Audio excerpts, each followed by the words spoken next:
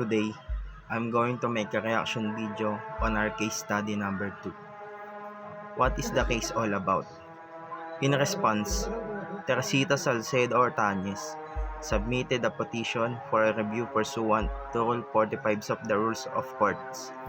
Rafael Ortañez filed a lawsuit seeking the annulment of his marriage and the damage with the Teresita Salcedo Ortañez is being sued by Quezon City Regional Trial Court.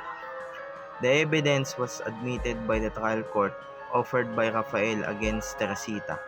Objections. Following then, Teresita's request for reconsideration was turned down.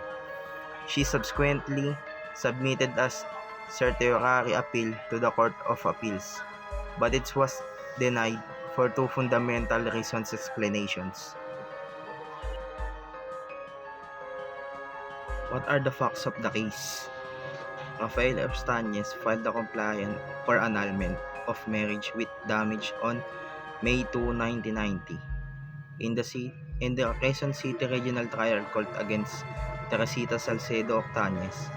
The grievance filed under civil case number Q90-5360 was placed under Judge Romeo's supervision in Branch 94.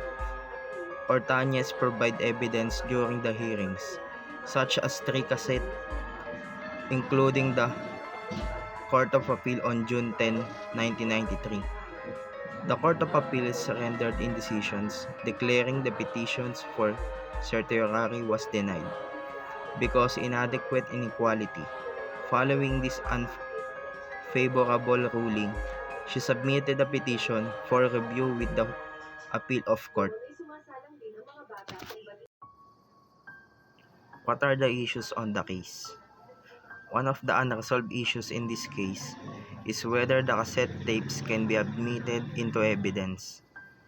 Teresita Salcedo, the petitioner, objected to the cassette recordings and argued that the court had not considered Republic Act No. 4200 and subsequently filed a petition for certiorari.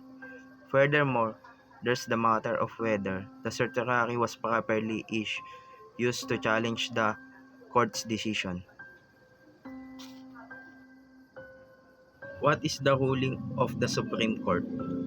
The CAG verdict from the Court of Appeals, the number 28545 R.SP, was set aside.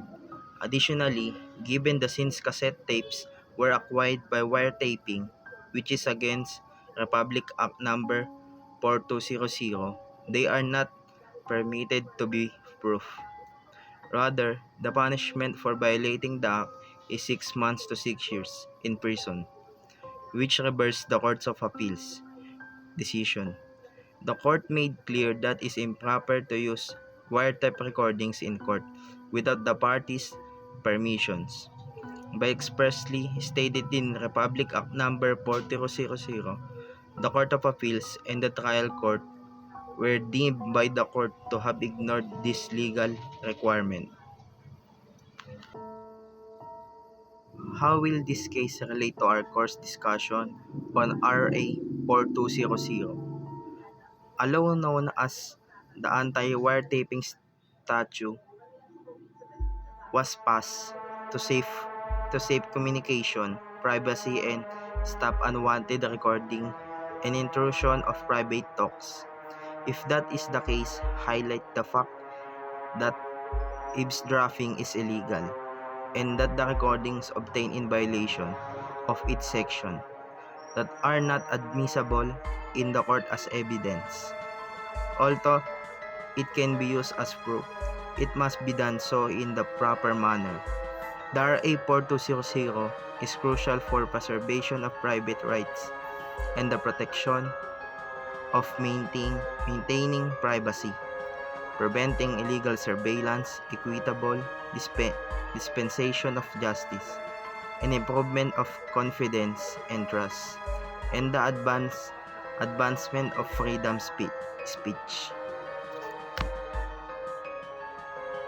In the next case that I will tackle, case study number 3. What is the case all about? In this case, Socorro D. Ramirez, the petitioner, is suing Esther S.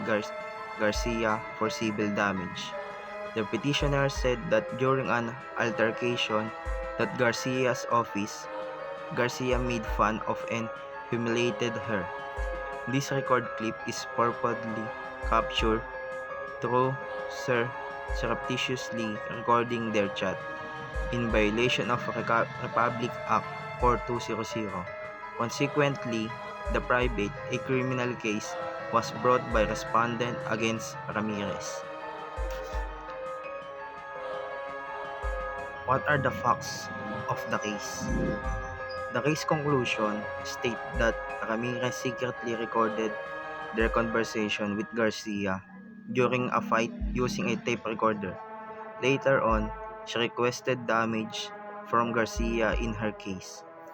Using this recording as evidence, according to Ramirez, Garcia had threatened her badly and disrespectfully, harassing, abusing, and demeaning her. In an attempt to recover damages, petitioner Socorro D. Ramirez filed a civil complaint against the private defendant, Esther S. Garcia, in the Regional Trial Court of Quezon City. It is alleged that the petitioner's sense of self-worth and character were offended by the private respondents' denigration of her. The petitioner requested 610,000 in payment for damage, legal fees and other expenses, as well as costs, interest, and other recompense. What are the issues on the case?